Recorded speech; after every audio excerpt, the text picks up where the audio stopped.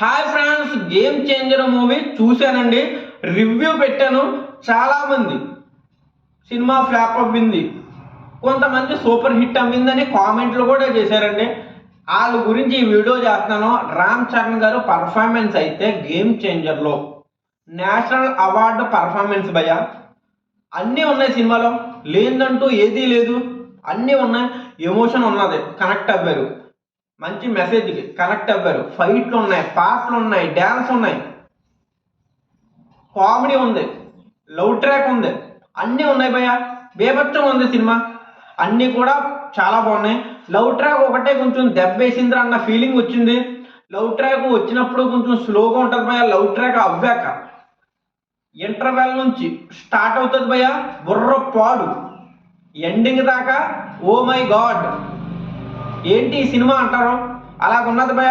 ఒక డైమండ్ లాంటి సినిమా, కోహినూరు వజ్రం అంటారు కదా, అలాంటి సినిమా భయ. అన్నీ ఉన్నాయి, మంచి సినిమా భయ. అది తప్పకుండా ఫ్యామిలీతో, ఫ్రెండ్స్తో, అందరితో కలిసి వెళ్ళండి.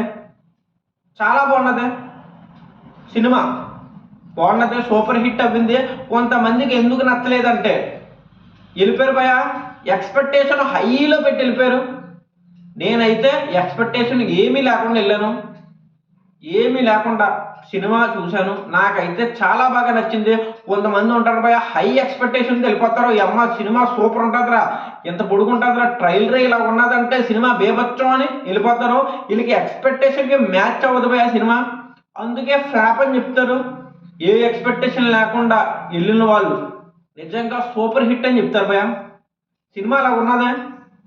నేను జెన్యూన్గా చెప్పాలంటే సినిమా నాకే పెచ్చగా నచ్చేసింది భయ. పిచ్చి ఎక్కిపోయాను సినిమా చూశాక. మైండ్ పోయింది, చెమటలు పట్టేసింది, గెడ్లు కట్టేసినాయి భయ.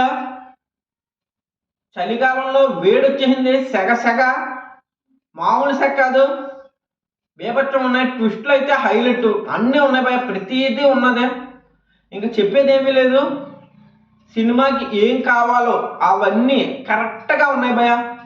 శంకర్ గారు డైరెక్షను, మంచి మెసేజు, ప్రతి సినిమాలో చూసే ఉంటాం. కానీ ఈ సినిమా అయితే కొత్తగా ఉంటుంది భయ. శంకర్ గారు ఎప్పుడూ తీయలేని సినిమా. శంకర్ గారు గట్టి సినిమాలు తీశారు. అప్పటి చిత్తుడు, రోబో, శివాజీ, చాలా సినిమాలు తీశారు. కానీ ఈ సినిమా స్టోరీ కొత్తగా ఉంటుంది. ఇంకా మీరు అర్థం చేసుకుంటే సినిమా అయితే ఫ్లాప్ డాగ్ మట్టికి రాదు భయ, సూపర్ హిట్ దాకా పడుతుంది.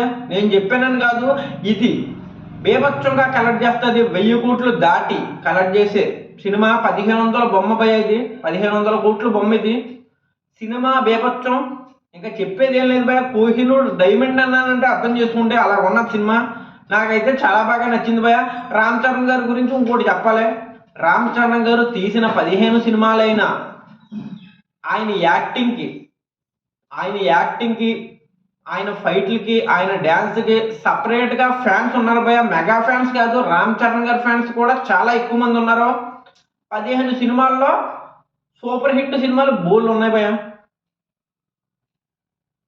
15 సినిమాల్లో ప్యాన్ ఇండియా రేంజ్లో ఫాలోయింగ్ ఎవరికన్నా ఉన్నదంటే రామ్ చరణ్ గారికే. బేభత్సమైన ఫాలోయింగ్.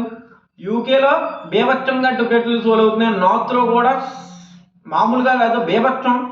తెలుగులో చూసుకుంటే అన్ని థియేటర్లు హౌస్ఫుల్ అయిపోయినాయి.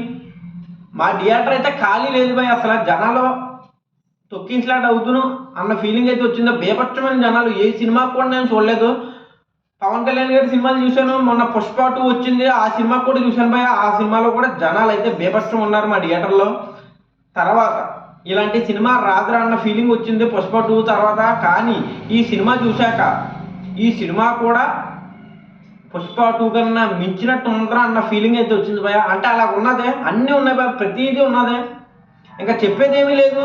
సినిమా అయితే తప్పకుండా చూడండి. ఉంటాను బాయ్. జై హింద్, జై భారత్, జై రామ్ చరణ్.